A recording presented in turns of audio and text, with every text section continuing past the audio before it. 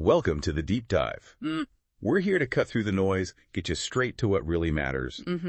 Our whole mission is helping you absorb complex stuff quickly, thoroughly, and maybe get those aha moments along the way. Right. Today, we are embarking on a deep dive into something profoundly impactful and, frankly, pretty difficult. Yeah. The new HBO documentary, Surviving Ohio State. We've gone through a comprehensive review, and it describes the film as a, quote, chilling, courageous chronicle of silence and survival. It's really something. It really is. And the significance here, it goes beyond just, watching a film. Okay. Our deep dive today is really about understanding a major public reckoning. I mean, this is big in U.S. collegiate history. A reckoning. Yeah, it's an unflinching look at institutional failure, definitely, but also the incredible bravery of the people who just refuse to stay quiet anymore. Okay, so as we started digging into this, one thing just immediately jumps out. It's shocking, really. The number, yeah. The documentary reveals that between 1978 and 1998, Dr. Richard Strauss, who was a team physician at Ohio State University, he sexually abused over 350 student-athletes. Over 350. That figure alone is just staggering. Right. What's the immediate implication of a number like that spanning 2 whole decades? Well, it just paints this vivid, frankly heartbreaking picture of systemic failure, doesn't it? Yeah. Like you said, 2 decades, 78 to 98. And the primary victims we know were from wrestling, gymnastics, the swim teams. Right. The sheer breadth of it, across multiple sports programs within one university. It points to an environment where this kind of thing could not only happen, but just keep happening, largely unchecked. And the documentary, it doesn't just give the number, it strongly suggests Ohio State basically turned a blind eye. Yeah. Even though there were complaints over the years. What did the review find about how OSU responded to those early warnings? Yeah. How does the film show this alleged failure? Well, the review consistently points to this pervasive culture of silence, denial, and fear. And the documentary really brings that to life. How so? Imagine, you're a young man, maybe 18, 19 years old. Often you're on a scholarship. Your whole future feels tied to this institution, right? Absolutely.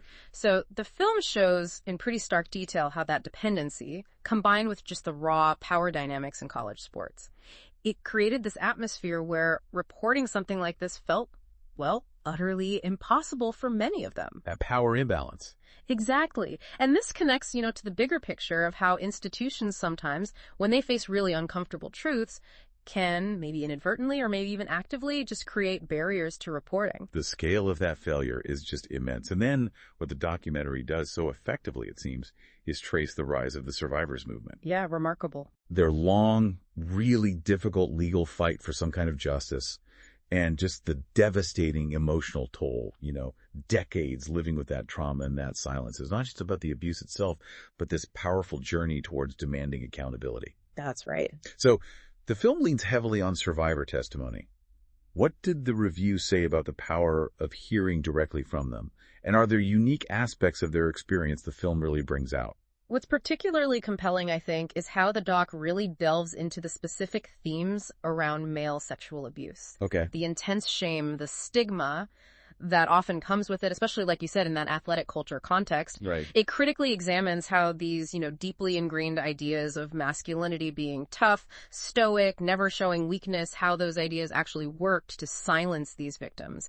It made it incredibly difficult for them to even consider speaking out. That raises such an important point, doesn't it? How societal expectations can just create these huge barriers to healing. Huge barriers, yeah. And the film doesn't shy away from the long-term psychological stuff either. Like what? PTSD, depression, even horrifically suicidal thoughts. It's just harrowing to see the lasting impact of that kind of betrayal. When you consider the rawness of these stories, the honesty, what really sticks with you? Honestly, it's the resilience. Yeah. The sheer resilience these men show, despite just immense suffering.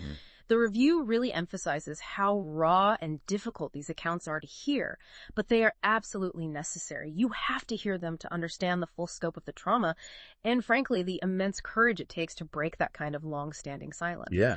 The film makes it crystal clear these weren't just isolated incidents. These were events that fundamentally altered the course of so many lives.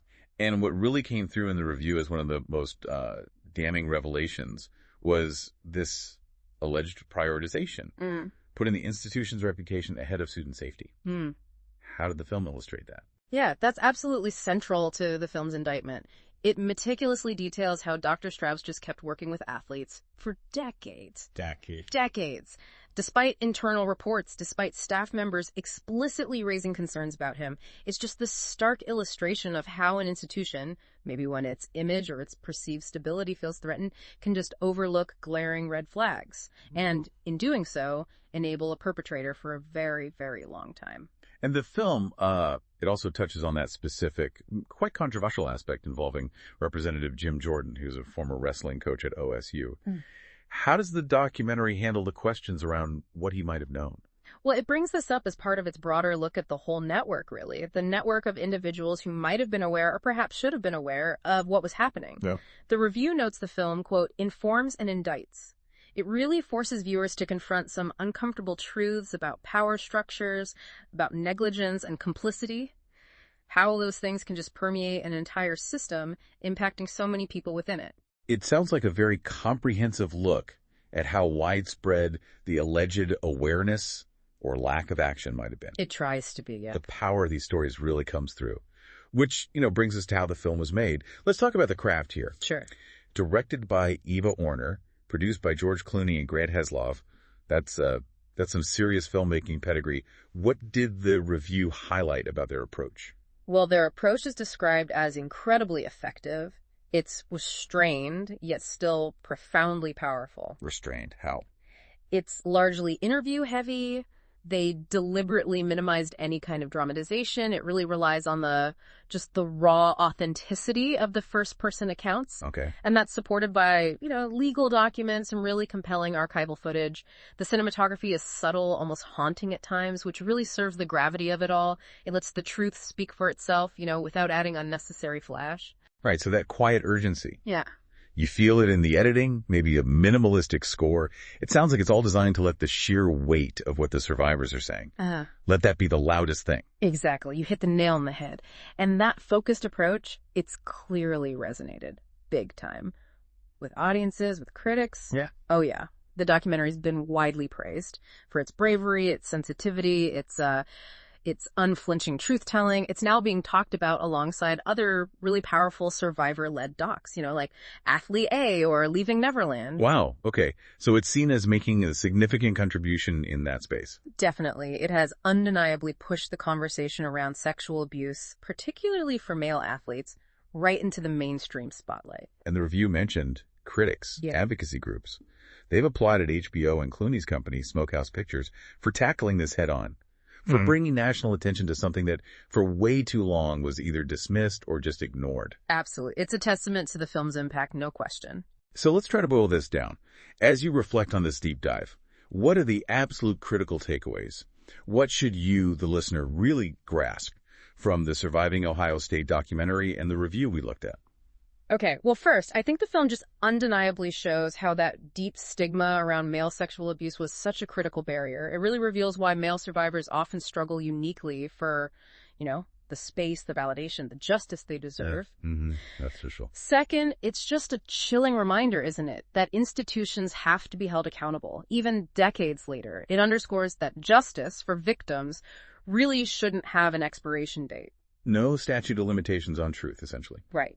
And third, this deep dive into the Ohio State case, it chillingly demonstrates how an institution's systemic focus on its brand over its people, how that can twist a culture of silence into something much worse, an active mechanism of harm, making the culture itself in some ways even more dangerous than the individual predator. And ultimately, the documentary just hammers home that for so many people, healing really only begins when they are finally heard, finally seen, and finally believed. A masterclass in documentary filmmaking, a milestone in survivor advocacy.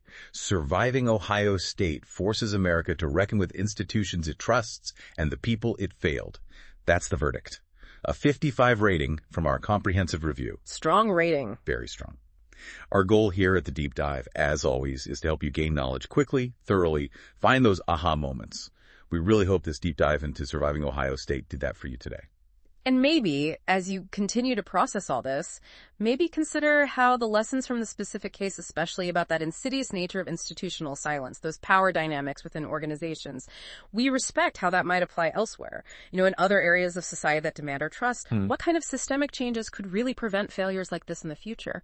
And maybe, how can we, just as individuals, help create spaces where healing and accountability are always, always prioritized? Really powerful thoughts to leave you with. Thank you for joining us on this deep dive.